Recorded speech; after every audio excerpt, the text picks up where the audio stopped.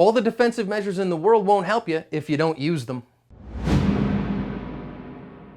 Hi everyone, this is John with today's active self-protection lesson out of Washington, D.C. Shows us an armed robbery here that just makes me all kind of frustrated as a defensive trainer. Teaches us important lessons here about effectively using the defensive measures that you have, also about awareness and how to know when you can defend yourself against an armed robber.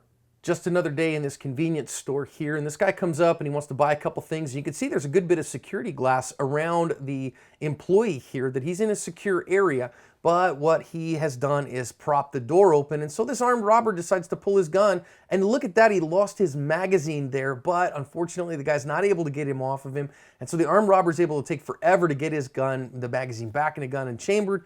And now our victim wisely complies at that point because the guy's really on high alert for him, and he's going to go ahead and open the register for him. And I'm going to speed this up a little bit as our armed robber's going to, just rifle through everything, take everything that he wants, and then run out the store, and this one's over. So learn some lessons out of this one, and the first one is pre-attack cues. I don't think there are a whole lot here. It's just another transaction, but of course the first thing I really want us to pay attention to here is to not disable your safety features. This guy has a safety cage for a reason. It's a dangerous area, and he's got the door propped open. I'm sure that's for ease of use, getting in and out. He's got to do his job, but it defeats the purpose of having it, and because he did, the armed robber had the opportunity to get to him. Now you notice here that the armed robber has his gun, has it held low, he's protecting it, and our victim here's got his hands up. He's feigning compliance, and I think that's very wise. He's complying with the guy at this point, but now you got to be aware. Look at what happened. The magazine of that guy's gun fell out. This is very common. Armed robbers are very stupid at times, and they can do all kinds of crazy things with their gun. So he takes the opportunity here, and you see him go for the guy's gun. And we've talked about practicing the 5 Ds here.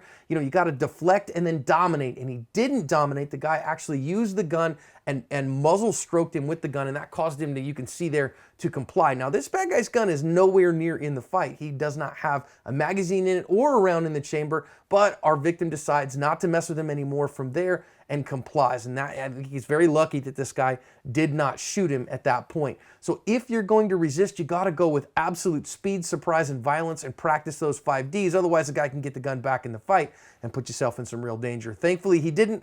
This guy just ran off with some money, and so no harm, no foul. But let's learn those 5 Ds. Use your opportunities to cover your asp.